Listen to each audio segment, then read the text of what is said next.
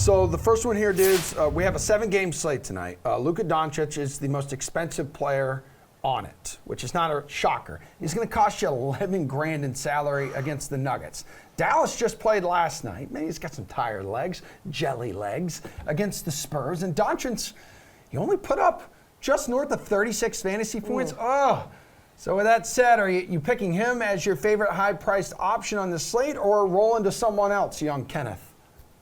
I am not taking Luka Doncic. When you look at his numbers on the second night of back-to-backs over his career, they're not very good. He's a 33% shooter from three for his career in all games. And then from the field, he's around 46%.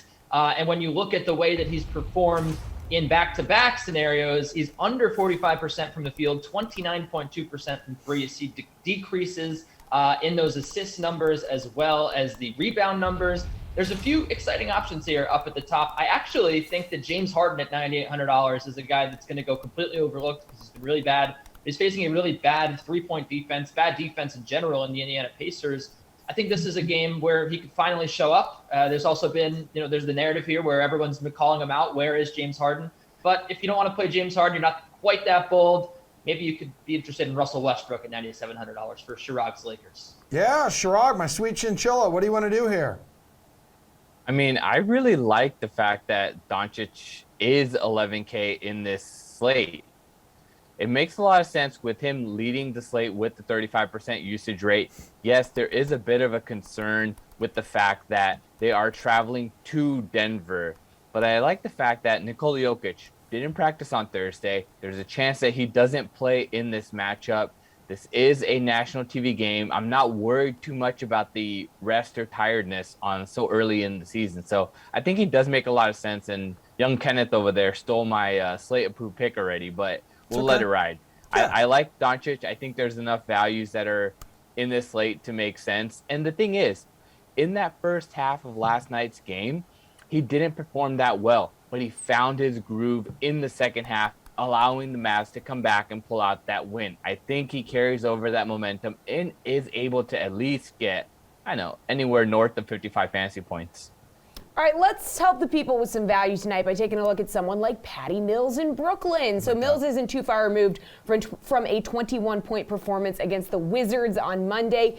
He did follow that up with just 4 points against Miami on Wednesday, but he did play just 31 minutes. So would you pick a guy like Mills at $4,400 in salary tonight against Indiana, or are you rolling to a better value option, Chirag? I think you have to stay in that same game. Bruce Brown has started for the Nets in the last two contests. He's played over 30 minutes in both those games as well. 3,800, why go to Mills and pay up a little bit? I think going with Bruce Brown, who is somewhat of a lock in this game, to play 30 minutes. And at 3,800, that's all you really need.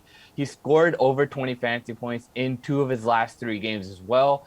And he's just back in the rotation. Steve Nash started the season trying to play around these different combinations, and he kind of realized, hey, I need to get my best guys out there. After losing to the Heat, I think Steve Nash has realized that he needs to not play around anymore, and this is a get-right spot with Malcolm Brogdon already out for the Pacers. Kenny, Patty Mills, $4,400. Do you like him, or do you want to roll to a better value option?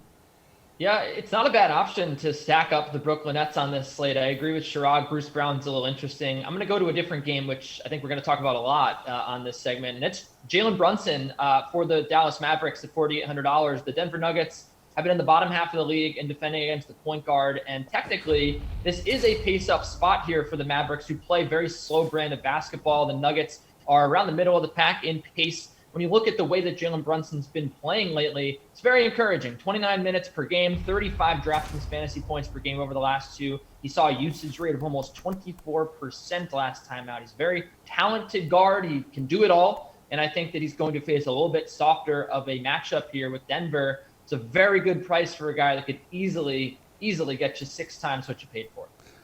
Let's go to the DK Sportsbook. This is a game we have not talked about yet in this segment. We have the Nuggets slight favorites at home against the Mavericks. Dallas, as we mentioned, just played last night, taking down the Spurs 104-299. I believe Joker is questionable in this one as well after suffering a knee injury on Wednesday night. So with the Mavs playing back-to-back here, are you actually going to pick the Nuggets to cover the spread, or rolling to another game? Kenny? This is a really tough one to call because the Dallas Mavericks, since the start of last year, are 8-8 against the spreads on the second night of back-to-backs. But the Denver Nuggets are bad against the spread pretty much any way you look since the start of last year. 15-16 coming off a loss. And this is a game as well. We don't know the status of Nikola Jokic. He has that knee contusion. He's questionable. It seemed like an injury that he tried to play through against Portland. He maybe could have, against Utah. So it's really unclear what's going to happen. I'm fading both of these teams, if we're being honest, with the spreads. I like the Clippers +3. Going to be a little offensive to Chirag, but I think that this is a very good spot for them. It's going to be an up-tempo game against the Blazers, who lead the way in pace. And when you look at Damian Lillard's struggle shooting the ball, I know that he came back a little bit in that nice win that they had, the bounce-back win for Portland. But still, this is a team that struggled offensively. And in an up-tempo game, the Clippers, where they've struggled this year is inside, right? They haven't scored inside. They've let up a lot of points inside. I don't think that's going to be as big of an issue here, considering Portland doesn't really like to, run inside it and score. They like to shoot from outside. So I think that this could be an exciting game, and I think it's one the Clippers can win. I'm actually going to look at the money line here as well. Don't believe in Portland's defense or offense really in the early going. Chirag, what do you want to do here, man? Because Jokic, if he does not play, Nuggets have no business being favorites. Yeah, exactly. That's how you have to feel here. The Nuggets don't make sense as favorites for this contest.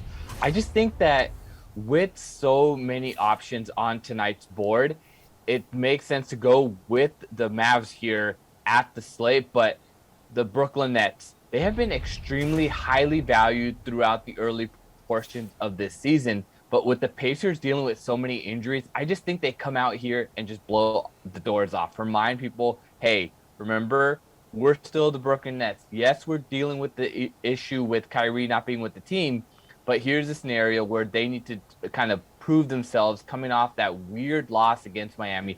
In that loss against Miami, it was just a James Harden brickfest. He just didn't have the form. He was trying to draw too many fouls. I just think in this matchup, he comes out and he has a great game, and the Brooklyn Nets are able to cover this 8.5 spread. Okay, the Lakers, despite their injuries to start the season, are 4-1 when it comes to hitting the over this season. So tonight they host Cleveland. They're going to be looking to bounce back from a bad loss to the Thunder last time out. So the total here is 219.5. Are you picking the over or rolling to another game total tonight, Chirag?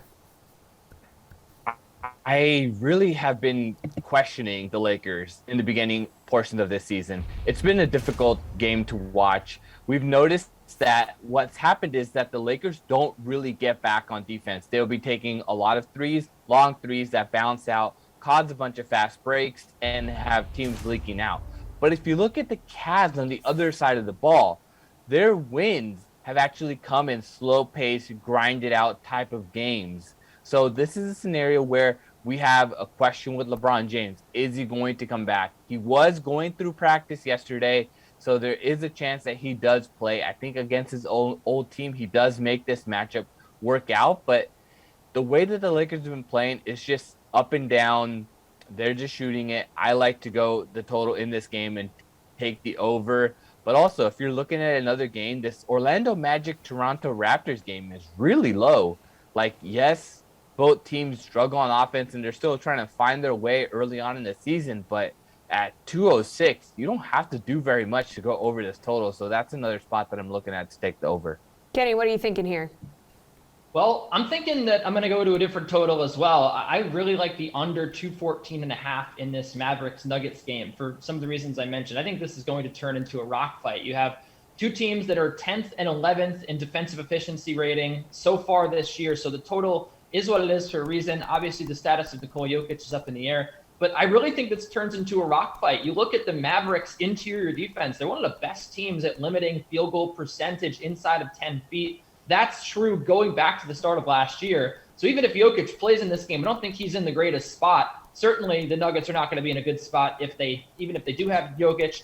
If they don't have Jokic, they certainly won't be in a good spot. And the Mavericks coming off the second night of a back-to-back. We talked about Luka Doncic's struggles in these spots historically. I think this is going to be really difficult to find offense for both of these two teams. And we also talk about the fact that this is two slow-paced teams. Technically, the Nuggets are almost average in pace, so it's going to bring things up for the Mavericks. But this is still not a good scenario for offense. So I think that the under 214.5 is a pretty safe bet here. Kenny, get us out of here with your Slate approved picks. So your favorite bets or DFS play on tonight's NBA slate? Yeah.